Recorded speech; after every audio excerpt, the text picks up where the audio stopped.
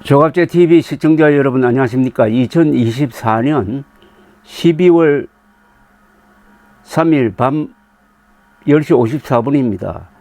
윤석열 대통령이 오늘 긴급 담화를 통해서 지금 대한민국은 당장 무너져도 이상하지 않을 정도의 풍전등화의 운명에 처해 있다면서 비상계엄령을 선포를 했습니다. 윤 대통령은 지금까지 국회는 우리 정부 출범 이후 22건의 정부 관련 탄핵 소추를 발의하였으며 지난 6월 22대 국회 출범 이후에도 10명째 탄핵을 추진 중에 있다면서 이것은 세계 어느 나라에도 유례가 없을 뿐 아니라 우리나라 건국 이후에 전혀 유례가 없던 상황이다. 판사를 겁박하고 다수의 검사를 탄핵하는 등 사법 업무를 마비시키고 행안부 장관 탄핵, 방통위원장 탄핵, 감사원장 탄핵, 국방장관 탄핵 시도 등으로 행정부마저 마비시키고 있다. 국가 예산 처리도 국가 본질 기능과 마약 범죄 단속, 민생 치안 유지를 위한 모든 주요 예산을 전액 삭감하며 국가 본질 기능을 훼손하고 대한민국을 마약 천국, 민생 치안 공황 상태로 만들었다고 했습니다. 이러한 예산 폭거는 한마디로 대한민국 국가 재정을 농락하는 것이라며 예산까지도 오로지 정쟁의 수단으로 이용하는 이러한 민주당의 입법 독재는 예산 탄핵까지도 서슴지 않았고 국정은 마비되고 국민들의 한숨은 늘어나고 있다. 이런 대한민국의 헌정 질서를 짓밟고 헌법과 법에 의해 세워진 정당한 국가기관을 교란시키는 것으로서 내란을 획책하는 명백한 반국가 행위다라고 이야기를 했습니다. 그런데 헌법 제77조는 전쟁 또는 전시에 준하는 비상사태가 있을 때 대통령이 비상계엄령을 선포를 하는데 국무회의 의결을 통상적으로 거쳐야 합니다.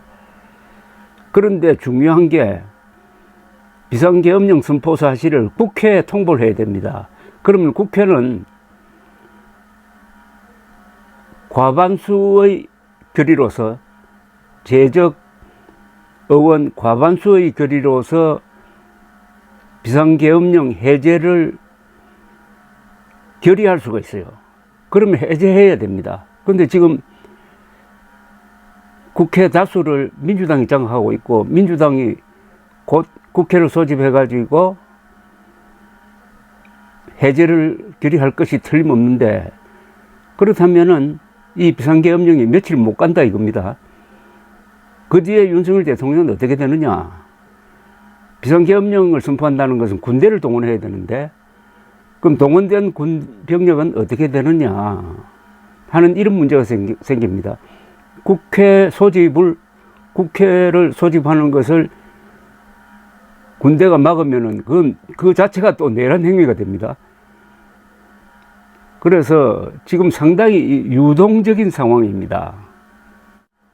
헌법 77조는 대통령은 전시, 사변 또는 이에 준하는 국가 비상사태에 있어서 병력으로서 군사상의 필요에 응하거나 공공의 안녕질서를 유지할 필요가 있을 때에는 법률이 정하는 바에 의하여 계엄을 선포할 수 있다. 계엄은 비상계엄과 경비계엄으로 한다.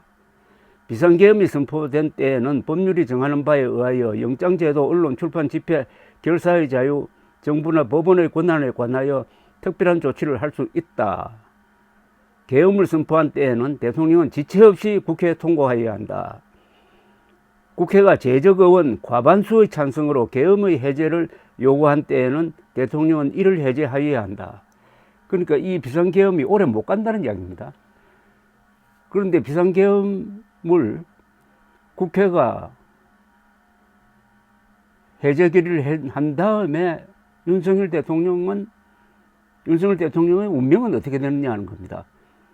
과연 이 비상계엄령 선포가 헌법에 맞는 행위냐 하는 것이 따로 문제가 되고 그때는 아마 국회가 탄핵 소추안을 낼 것이 분명합니다. 그 탄핵 소추안이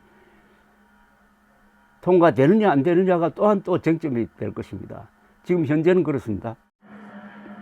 한동훈 국민의힘 대표는 대통령의 비상계엄 선포는 잘못된 것이다. 국민과 함께 막겠다고 했습니다. 그렇다면 국회에서 비상계엄령 해제 결의는 확실한 것이고 그 뒤에 윤석열 대통령 탄핵소추안이 통과될 가능성이 높다는 이야기입니다. 계속 들어오는 소식을 전해드리겠습니다. 감사합니다.